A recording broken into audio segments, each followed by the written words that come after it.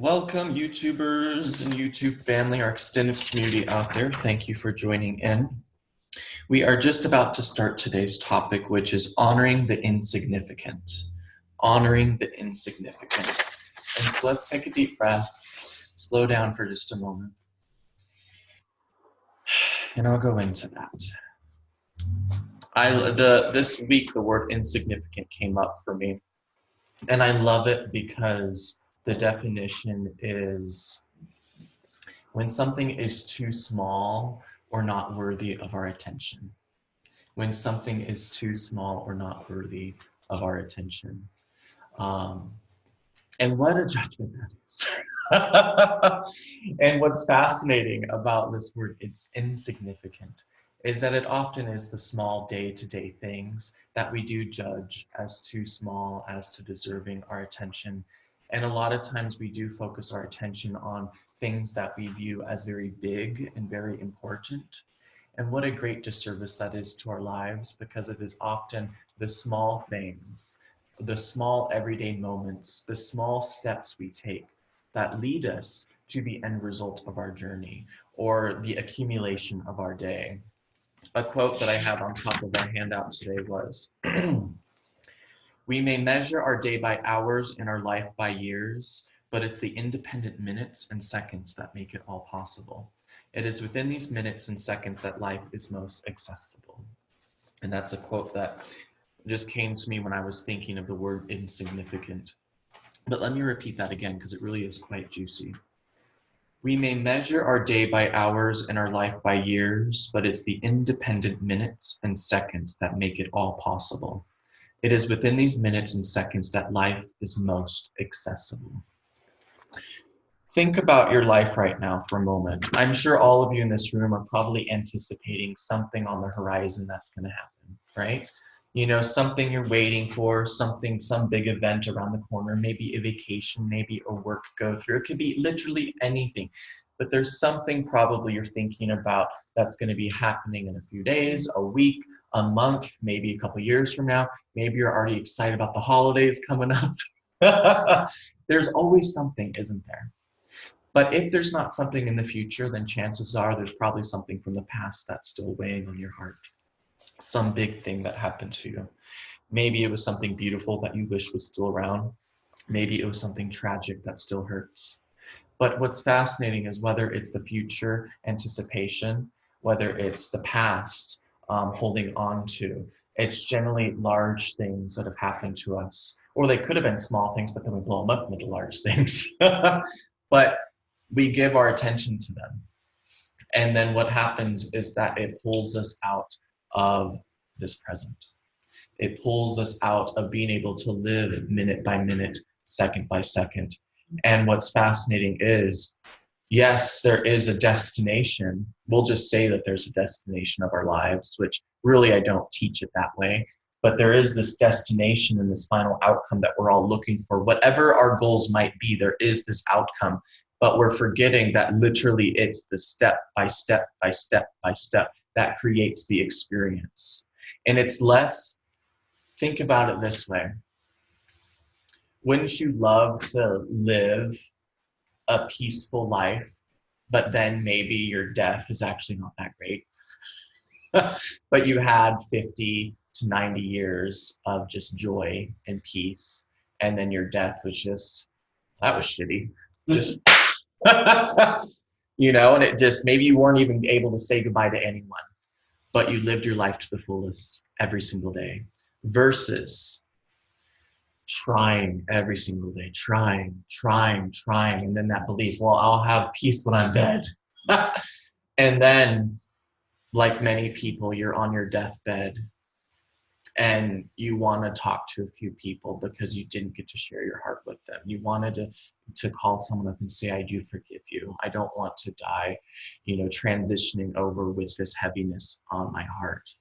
You know, I've loved you this whole time, but I've never really expressed it because of my own insecurities, right? So maybe you do get the death that you want. Maybe it's slow enough and you have enough time to patch everything up. But wouldn't it be more worthwhile to actually have every single second, every single minute living with presence the whole time, versus wanting some certain kind of end. Does that make sense? Because normally we think about it in the way, well, once I get to this age, then I can start cleaning up my shit. No, it doesn't really work out that way. So why not do it all the while? That way, anytime you might happen to transition, everything has already been said. And that's a beautiful way to live. So let's breathe that in. Some other thing that came to me while I was contemplating this was, our todays often the day we had waited for yesterday? But the moment today arrived, we immediately began anticipating tomorrow. Really absorb that. Really hear that. Let's lean into that. Our today is often the day we had waited for yesterday. But the moment today arrived, we immediately began anticipating tomorrow. Whether for positive or negative, doesn't matter. You'll notice that you're often already thinking of the next thing on that list, the next thing to do, the next anticipation, whether it's anxiety or whether it's excitement. It's almost like today is already history and you're not even done living it yet because the mind's already pulling you towards the next thing. And so for me in my own life, this has been something I have been hardcore practicing, especially these past few months, because Andrew and I sometimes look at each other and we're just like, it's never going to end, is it? Because we're movers and shakers. You know, we're always planning some next thing to expand on. For me, there's always another book to write. Right now, we just got 29 acres.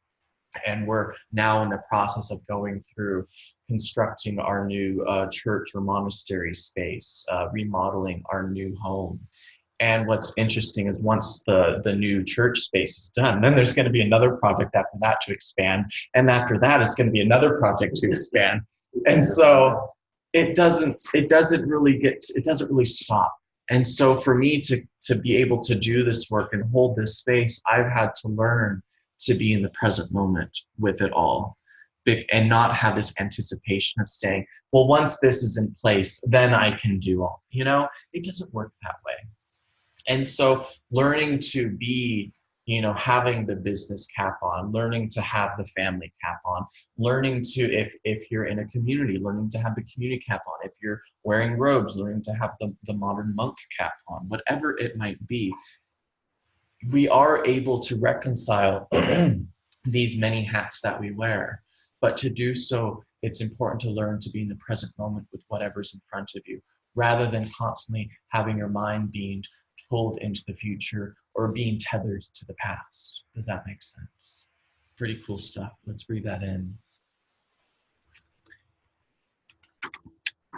So today, like last week, I have 3 little bullet point thingamajigs that we're going to fill in.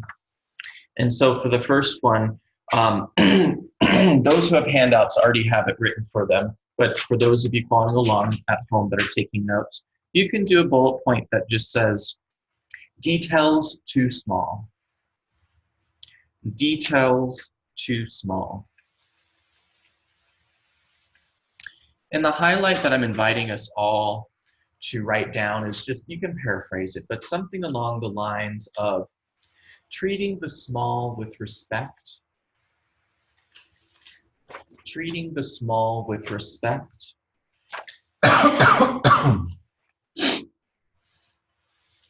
Treating the small with respect echoes over into the large. Treating the small with respect echoes over into the small. Oh, echoes over into the large. I apologize.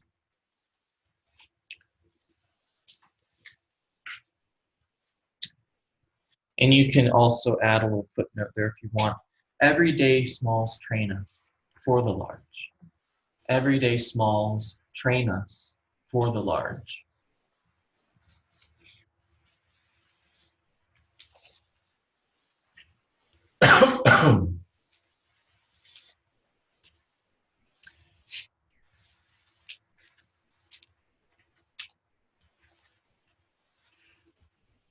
So what exactly does that mean? Obviously, small and large is just a filler word. It could be anything.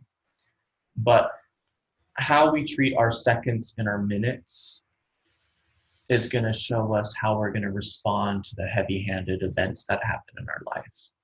If we're always rushing through our seconds and our minutes, chances are you're going to be rushing through those big landmark moments of your life, such as when your child might be born, you may not be fully present for it.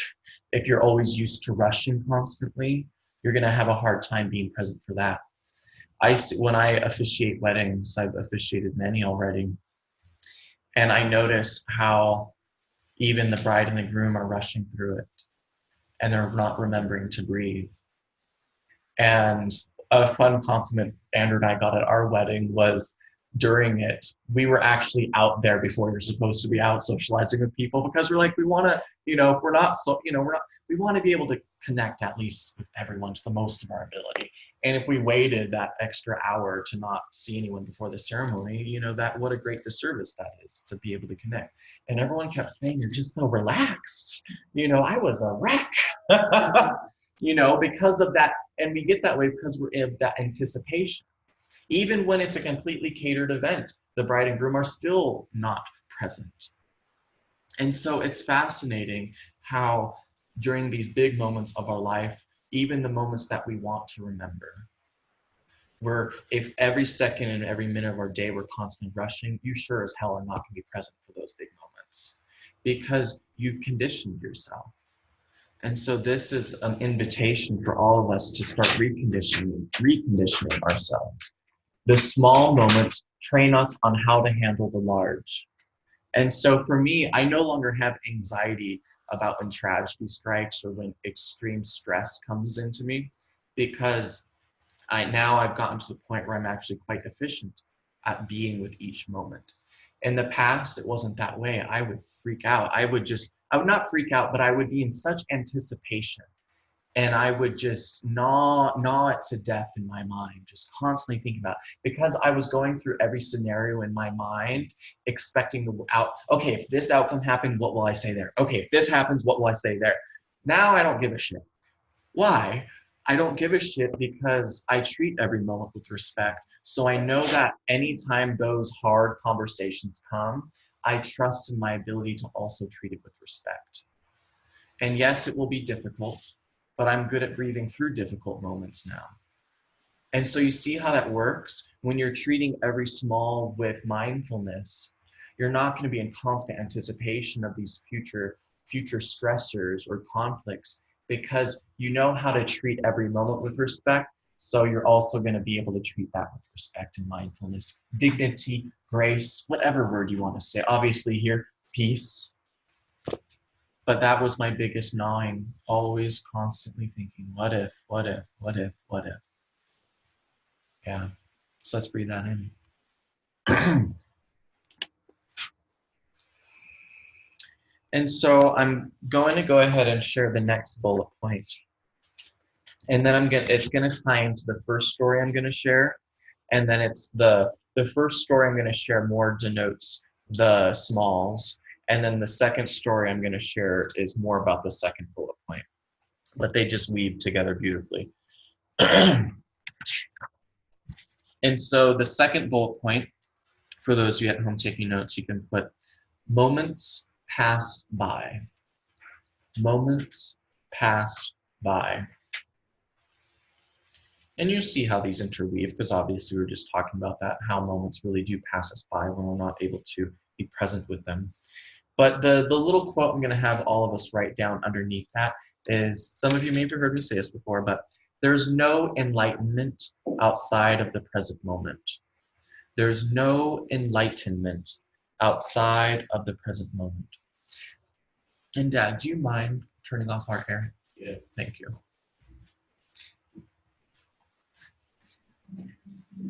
There's no enlightenment outside of the present moment.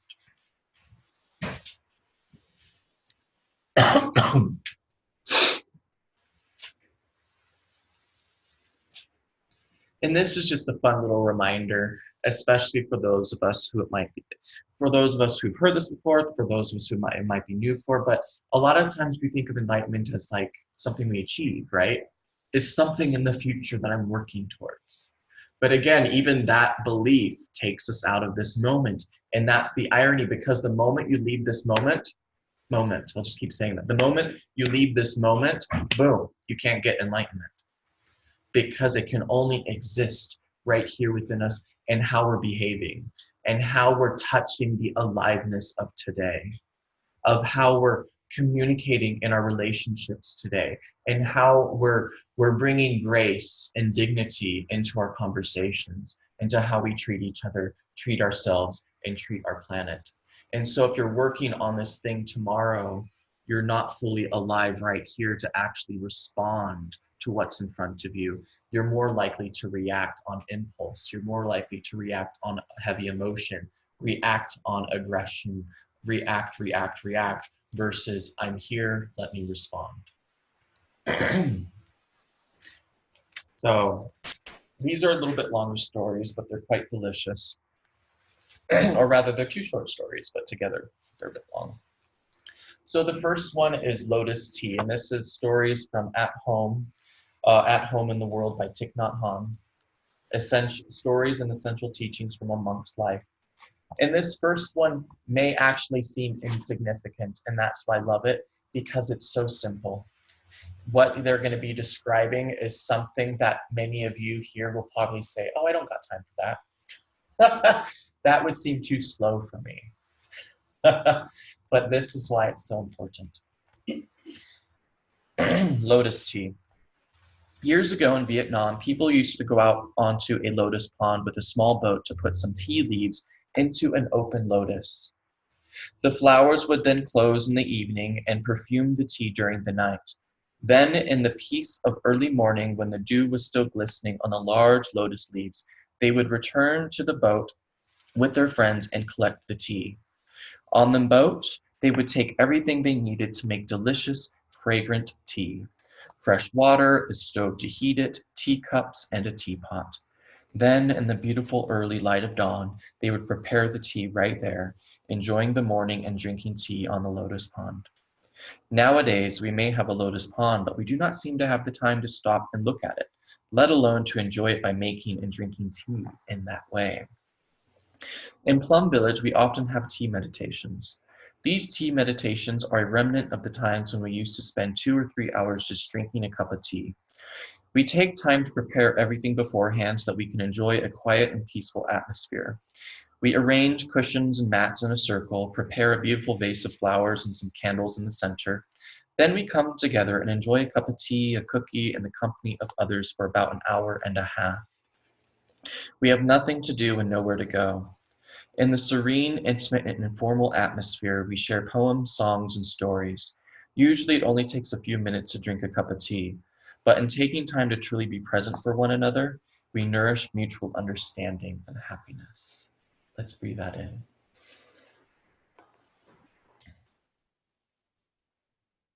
So, taking a few hours to drink, taking an hour and a half to drink a cup of tea with company, or taking a few hours to establish a kind of ritual in nature, drinking tea with company. Or maybe it's taking half a day off every single week to just spend with family, or maybe a full day. You know, that whole Sunday was a day of rest. Back in the day. For some people it still is, but it's funny how we've gotten beyond that.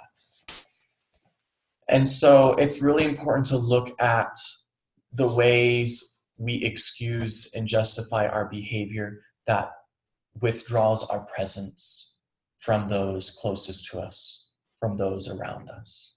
How we justify leaving the present moment. And oftentimes the justification is for our family. You know, the biggest one is, well, I'm providing, right? I'm being a provider. You know, and I always love saying, the reminder from Living Peace is that if your love does not include peace, it's not true love. Or maybe you do have a love towards someone, but if the peace is not in your behavior in that moment, please don't call it love. Because oftentimes we'll use love as our excuse to, quote, misbehave. Who's ever felt so crazy or just like, it's because I love you, I'm so crazy right now. It's because I love you, I'm choking you. It's often the people we love the most that trigger us the most. And so that's why it's important for us to have these tea ceremonies, metaphorically speaking, and slow down and making sure that we are taking time for presence. Thich Nhat Hanh says, how can you love someone if you don't make yourself available for them? How can you love someone if your attention's not actually there? Powerful, isn't it? And so this story goes into a story of brother and sister, which, it really brought me some of those goose shivers that you feel because it's quite potent and profound. Brother and sister. There was a young boy who used to come to Plum Village every summer with his little sister. Every time he fell over and hurt himself, instead of coming to help him, his father would shout at him. The boy vowed that when he grew up, he would never be like his father. He vowed that if he ever had children and one of them fell down and hurt themselves, he wouldn't shout at them, he would try to help them. That was his firm determination. Then one summer, when they were at Plum Village, the little boy's younger sister was playing with the other girl on a hammock. When the hammock broke, she fell on her knee and was bleeding. The boy found himself becoming very angry and was just about to yell, "It's your own fault. How could you be so stupid?" Because he had been practicing simply noticing his feelings without acting on them, he stopped himself from shouting. Instead, he turned around and practiced slow walking. As he walked, he recognized that the energy of anger he was feeling had been transmitted to him by his father. If he didn't practice breathing and mindfully sitting calmly and peacefully, he was going to become exactly like his father.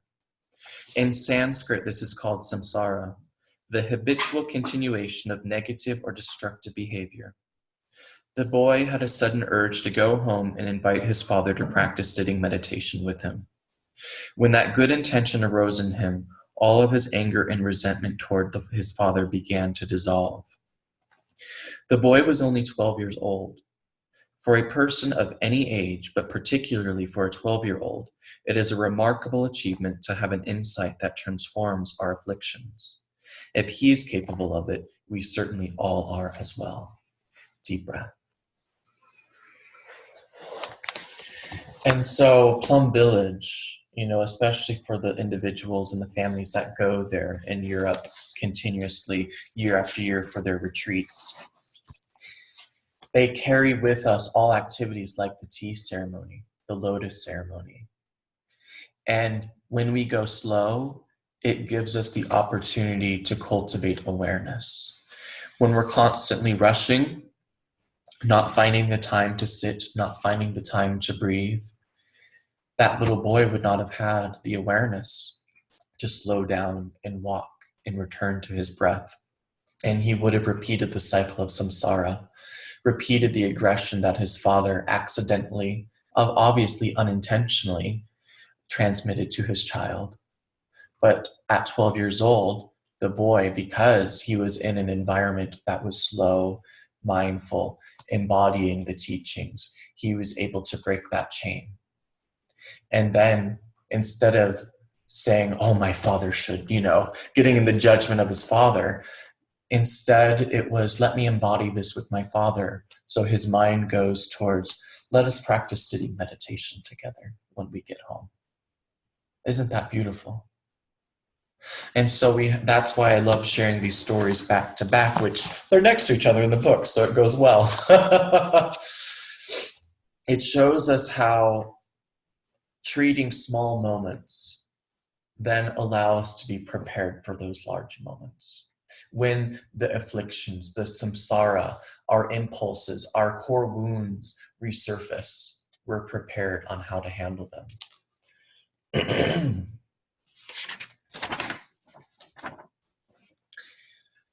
And so the last bullet point that we have is smiles and other simplicities. Smiles and other simplicities. And the note that I had to write down for that I'm inviting us to write down is begin here, and then a line, a dash. Begin here, dash.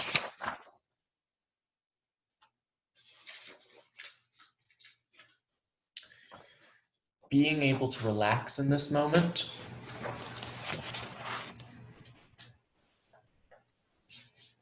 Being able to relax in this moment.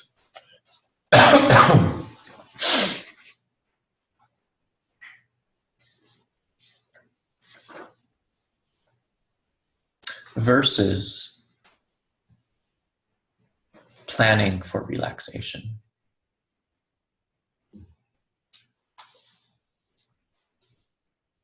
Versus planning for relaxation.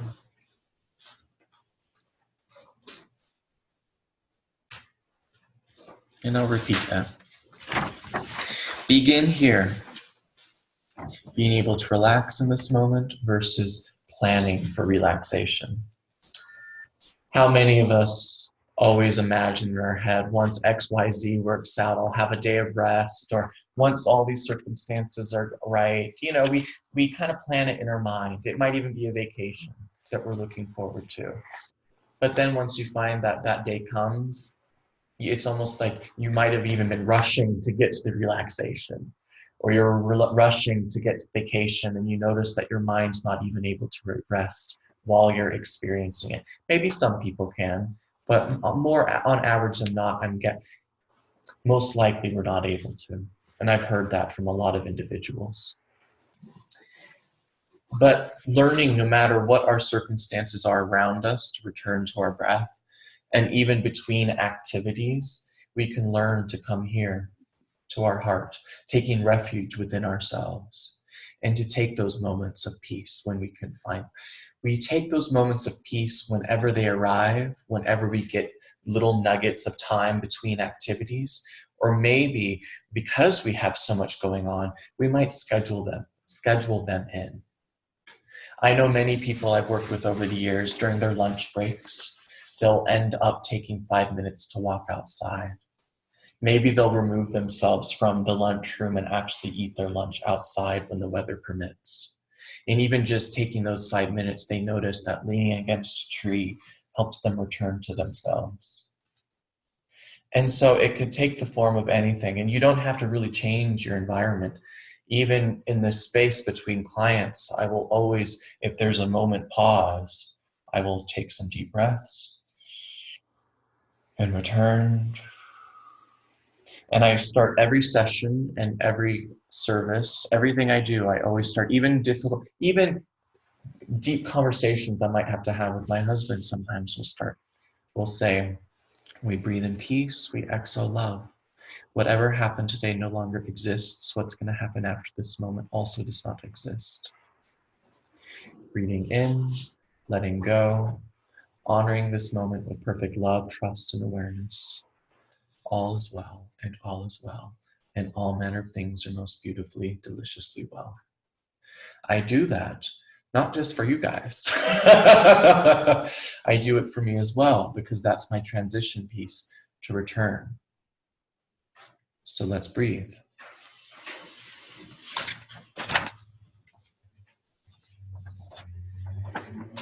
And so as we come to the conclusion, I wanted to share something from Living Peace. I really haven't brought up Living Peace in a while, but there's a delicious chapter in it. It's the beginning of part 3, the 3 attachments, page 129, 130. And it just goes into a short paragraph about the power of meditation. And I teach kind of my own approach to still mind and observant mind meditation. And a helpful mantra that I've taught many students in the past, but we haven't really taught it much lately, is this right here, which if you have the book, I would recommend just taking notes, and then taking note of the page 131, and then you can reflect on it later, because it's a bit long. Beyond thought, I am not my thoughts. Beyond feeling, I am not my feelings. Beyond emotion, I am not my emotions. I am the awareness behind my mind. I am the awareness behind my body. I am the awareness behind my heart. I am the eternal observer, and breath is my anchor. Imagine memorizing that. Imagine reciting that daily and how it transitions, it transforms our awareness. I'm not my thoughts. I'm not my feelings. I'm not my emotions. I'm the awareness behind my mind, the awareness behind my body, behind my heart. It creates that healthy distinguishment between mistaking our thoughts and our impulses and our emotions for our identity and realizing that they are natural manifestations that arise within us throughout our day. And when we remember that distinction, we're able to respond much more effectively. So in recap, nothing is insignificant. Even the things that we may judge as insignificant and too small, they are excellent opportunities for us to practice. Because again, it is the minutes and the seconds that make everything possible. It is within the minutes and the seconds that life is most accessible. And when we live life in that way, moments cease passing us by. Of course, they keep transitioning from one moment into the next, but we're no longer feeling like we're missing them because we're starting to actually live them. And we can start this by focusing on smiles and other simplicities. Even a smile can bring us back to this moment. We can learn to even smile at our pain. We can learn to smile at our neurosis. We can learn to smile at the ego and just say, hello, I see you, you're there. And it's okay. But it doesn't mean I need to react from you. I can learn to respond to you. And so we breathe in peace and we exhale love. Another delicious sermon. Thank you all for joining us. Breathing in and letting go. As always, I like to point out underneath there are links to our website, various ways you can donate through PayPal or Patreon. We have a lot ahead of us, so any even small donation is greatly beneficial for us, and it shows that these videos and these sermons are being appreciated, and it shows that we're cultivating that greater community around the world, and that's always a beautiful thing. And for anyone who wants to take their practice deeper, of course, we offer the student program, even long distance. And as always, I definitely recommend giving a thumbs up, subscribing to our channel, or even sharing this on your own social media, because it's a great way to help us connect and to remind to breathe together. So until next week, I wish you all well.